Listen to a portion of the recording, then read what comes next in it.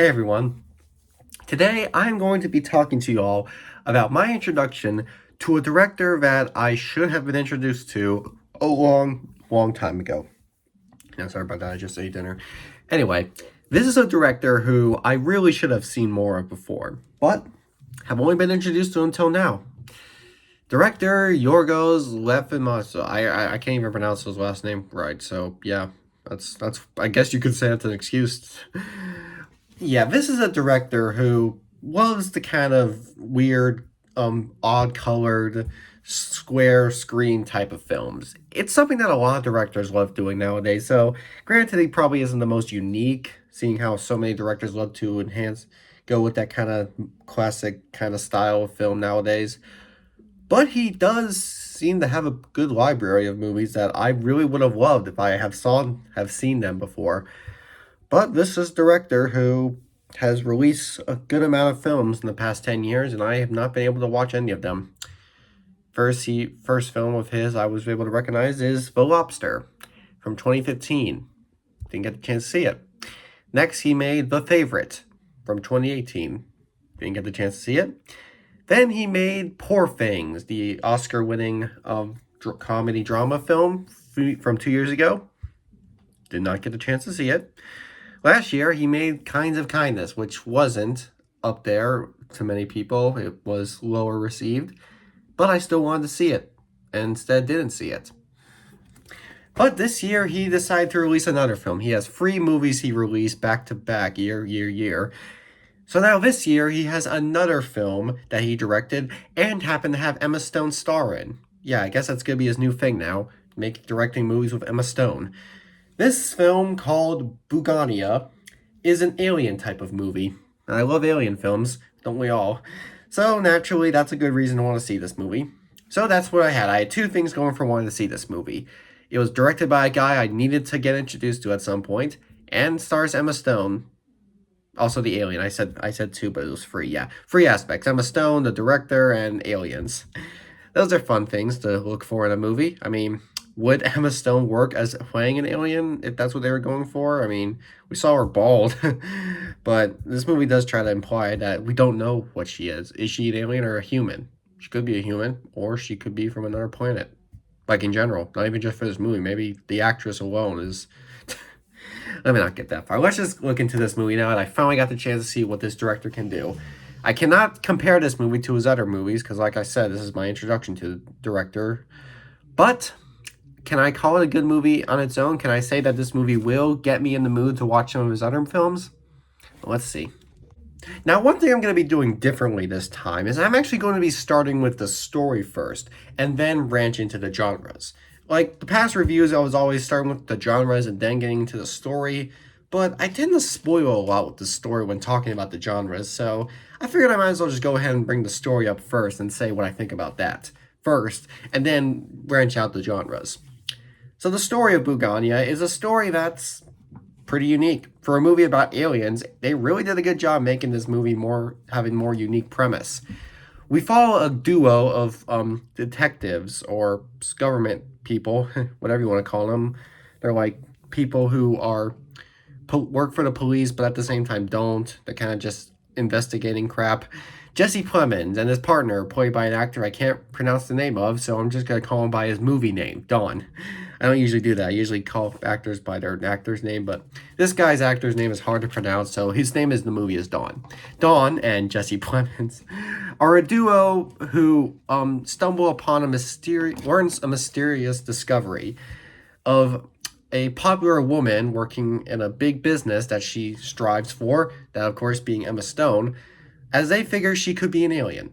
They kidnap her one day, randomly, just out of thin air, boom, kidnap her, tie her up, shave her head because why not, and try to have her admit that she's an alien. They're just like, are you an alien? No. Yes, you are. I'm not an alien. Yes, you are. They just go back and forth on that. They try to study her. They try to get her to admit it. When she does finally admit, they're like, no, are you just saying that? And yeah, obviously she is just saying that. She's just trying to get out of there. She's a popular woman who just got kidnapped by people who think she's an alien. Once she does try to admit it the second time, and she gives a lot of information out, so they decide to try to prove it by doing something insane. What did they do? Well, they hook her up to a stereo radio speaker, and they try to test her voltage by playing some Green Day songs. Green Day, yes, that's an awesome band. We all love them. I love them, at least. They try to test the voltage that this alien can produce, and the results are not what they were hoping for. So they try to make it up to her by giving her a nice spaghetti dinner. They have a nice dinner, spaghetti and meatballs, and that's good. It's good food. And they try to make up with all this, try to get better acquainted and such. But it turns out Jesse Plemons does not have a happy attitude. So he just beats the living hell out of her at some point after things get messy.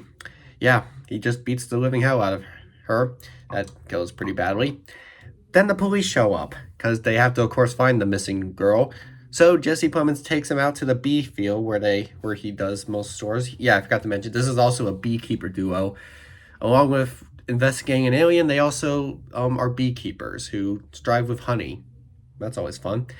He takes her out to the bee field and kills the police officer too. He's just going crazy now. He seems more of the alien than Emma Stone is. Actually, I gotta point it out. The way this movie portrays them as the smart ones and Emma Stone as the supposed alien, when it does sort of seem like they act more like aliens than she does. That's kind of what it feels like during the first few 30 minutes of this movie. These two act more like aliens than Emma Stone does. Anyway, Don helps her out. He takes her into the basement. He says that he can maybe help her. She says that she can give him a better life than Jesse has. So he agrees with it. And then that's where the insanity begins. He literally shoots himself. Yes, the insanity literally starts. Well, it started when Jesse was beating Emma Stone up, but from there, then goes from him killing a police officer to Don just shooting himself. That's insane. Like, really, we went from silly film to Jesus Christ, what's happening? It's a pretty heavy twist. That's one of those kind of movies. It's kind of like a From Dusk Till Dawn situation, though not as heavy. Just, it's not exactly like that, but it's a shift, and I like that. I like those kind of shifts. After that, Jesse returns to the basement to see it, and it's funny. The funny part is he knows that he did to himself, and he still gets mad at Emma because it's like, what did you say to him to upset him, to cause him to kill himself? I can't believe you would say something to him to make him want to kill himself. I don't know, it's just kind of funny. Anyway, she then decides, screw it, I am an alien. And we tend to believe it. I guess she really is an alien.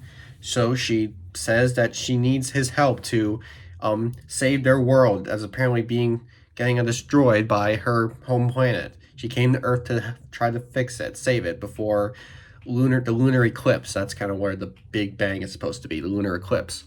So she takes him to her office. He puts him in one of his closets, that's where her home planet is, and try to get him to go in, but ends up just literally causing him to explode. Yes, he literally explodes when going into that closet, and we find out that she was all for it. She was like, is he dead?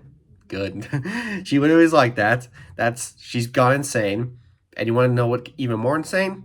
Well, to a surprise of very few people, she really is an alien. That closet really was where her planet goes.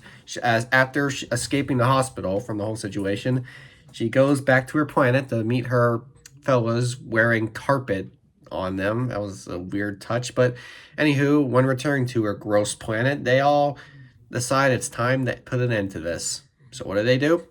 She pokes at a small glimpse of the Earth, and after doing that, literally every human soul on the planet lies dead. She literally just has every single person on the planet murdered. Not like the entire civilization. Like, it's not like she had the entire world blow up. No, it's just every single human that's on that planet just fell dead. Yeah, we see that the dogs and the cats, all the animals are alive.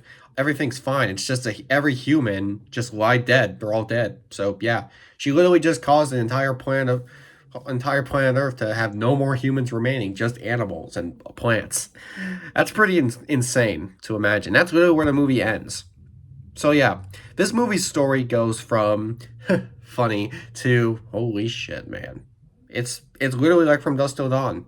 well, okay, like I said, that movie does its shift a little heavier. This one wasn't as heavy, but we do go from first half having a bit silly idea of them thinking this big woman's an alien, so they kind of investigate her and do silly stuff. But by the second half, crazy shit happens. People kill themselves, people kill each other. An entire planet of humans just ends up getting annihilated. Well, not like I said, it's annihilated in a unique way. It's a planet that still is alive, but none of the humans are.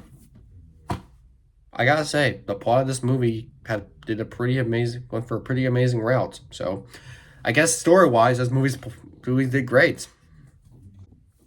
So now analyzing this movie's genres, let's see kind of where that would fall in. First, let's look at the comedy of this movie because this is a comedy. The comedy lies mostly with the duo. We have a duo of Jesse Plemons and an actor playing character Don, who, in a way, is kind of like me. You know how you don't know, I don't bring this up a lot. I have a worrying problem. I'm always worried about things. I always feel like I need to have more self control or whatever. And that's kind of what Don is like too. He's a worrier. He talks weird. He's like, "Oh, geez, Rick." And apparently, yeah, he's just by the end, he really thinks that Jesse Plemons has gone insane and that Emma Stone's a good one. But apparently, he's so focused with Jesse Plemons that he shoots himself when Emma says that she can give him a better life and that his life doesn't work with Jesse Plemons around. That's so yeah, he's a silly character. But it's also mostly the duo thing because I love how, like I said, they have more of this alien interactions. They're saying weird things like it's just Jesse being like, "We all right, we gotta be serious with this," and Dawn is like, "Well, I mean, this is kind of harsh. I don't know if I'm up with this." It's kind of like Rick and Morty in a way. I acknowledged that before, but yeah, it sort of reminded me of Rick and Morty at times. You got one who knows the truth and is gonna be insane and kind of violent for it, but the other one thinks that there's human sanity that he needs to put up with and has to go his own route. But obviously, that shit obviously changes when he shoots himself, but before then, that's kind of what the duo was like, in my opinion.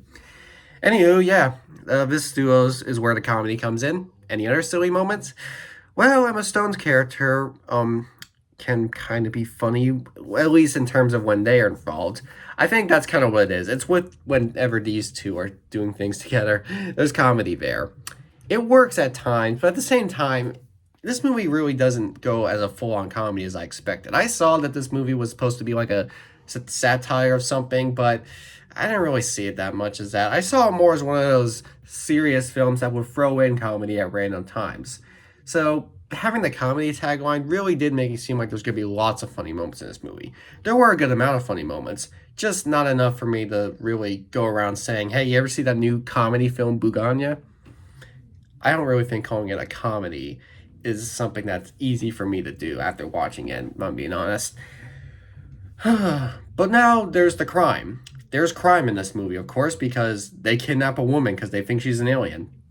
We're supposed to be on Emma Stone's side here, and of course, all changes by the end. But the crime is, of course, that they're going all out because we do see that even though they were right about her being an alien, they still take insane routes.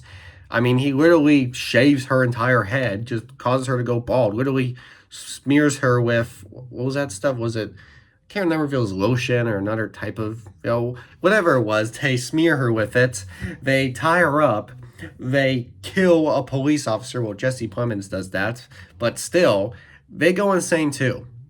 It's one of those kind of crooked cops kind of crime stories. Cops who are in the right in a way, but at the same time are not doing things the right way. And I guess you could say that's fun to watch, but that kind of ties more into the comedy route. So I guess crime wise, this movie is does a great job at sort of speculating who we're supposed to be on the side with. But in terms of going with a true crime story, I don't know if that really falls in too well. A true crime story would be if they were in the right of doing things, but they're not. They're not. They're acting insane. So it's an insane kind of crime story. That's probably where the satire comes in, the way the crime story plays out. Maybe that's why they call it a satire. Either way, comedy and crime wise, maybe this movie isn't the best when labeled as one of those. I think what really does label this movie the best is when calling it a sci-fi movie. The sci-fi in this movie was amazing because it takes an idea of an alien on Earth and really does new things with it. The another alien movie makes you think, oh great, what are they gonna do? They're gonna throw some of that alien stuff at us, like Ridley Scott or I don't know, E.T., something like that. Those are usually the two films that you can make an alien movie based off of. It's kind of easy to make an alien movie based around the Alien films or E.T. Those are the two alien movies that are the easiest to copy when trying to tell another alien story. But thankfully, this movie goes in a new route. Instead, focuses on, you know, this these two guys who think this big successful woman is an alien, so they just act insane towards her. And even though it does seem like it's gonna be obvious that the twist is she really is an alien, the way it plays out is fun. It goes chaotic, like I said, but it does show very tiny bit of what kind of alien she is. We don't really see that much of her planet or such. We see her planet for like 5 minutes because it was only at the end when she got back to the planet and took that time to literally end all of human civilization on the lunar eclipse. This whole movie also plays that out too. We're in the bits in the film. They point out how close they are to the lunar eclipse, which is supposedly when all hell breaks loose towards Emma Stone's existence, according to them. So I love the new directions we go with this movie in terms of its science fiction. The science fiction really does elevate this as a new alien story. And truth be told, I wouldn't be surprised if there's going to be more films out there that copy this scenario. Actually, I just realized this is something that I knew ahead of time, but I kind of forgot about. This movie is a remake. I learned about it back and forth. Like, I saw this was a remake, but then I forgot about it. I forgot about it before getting into this review. Now I noticed it. This is a remake of a Korean film from the 2000s, but it's a Korean film. I haven't heard of it, so that doesn't mean it exists. I'm kidding, but honestly, it is a unique story. I've seen lots of alien films, so in my eyes, I love that this movie takes a new approach for the idea of making alien films in our American world. I mean, America's the best country to make alien movies because, as we all know, when you want to have an alien invading Earth, it's got to take place in our country. That's how it goes. But yeah, I do love the new direction we're going to go with for this film. Instead of it being aliens invading Earth or one alien comes to Earth to befriend them, it's guys who are alien crazy. It's alien crazy kind of people. That's a fun story to have. We've saw movies involving people who are crazy for vampires or crazy for evil people, but crazy for aliens is another fun approach. It's kind of like a Rear Window or The Burbs for aliens. Like, you know how in The Burbs, that Tom Hanks comedy, it's all about these guys who want to study a man who they think is a killer. Well, that's what it is in this movie. But it's people who want to study on a woman they think is an alien. I'm not saying this movie's a ripoff of The Burbs or a copy. It's not. I had to randomly think when talking about this. I had to go random. What's a movie like this? Ah, yes, The Burbs. I've seen that movie. But yes, I do think this movie's approach is fun. Maybe it's not 100% unique if this is a remake, but for us American alien audiences, I'd say it pretty much might as well be. So yeah, my final thoughts on Bugonia? A 7 out of 10. I say 7 out of 10 because this movie does lack in good comedy and good crime portions, but its story and its science fiction do keep the movie running pretty nicely. So even if this movie does kind of do a poor job at keeping its comedy and its crime stay together for how it was supposed to go, the way this movie handles the whole alien invasion type of idea was really fun to watch. So that's where I gotta give this movie all of its good credit. It's a really good movie, and yes, I am looking forward to seeing more films from Yorgos L. I'm just gonna say L is the last name. This is the director who I definitely think I'll getting to love more. He's kind of like the new Wes Anderson, even though he's still active. Or he's like the new Robert Eggers, though he is still active. Okay, yeah, like I said, lots of directors are going with these kind of styles, but I like it. I like those styles. So seeing how he likes doing it too, I'm definitely going to find some of his older movies and check them out. I don't know how long it'll take till I see every film that this director has made, but I'll try. I'll try at least. See how far I can get. It's just, some directors I like to be introduced to immediately get hooked on. It's happened before, and I can't wait for it to happen again.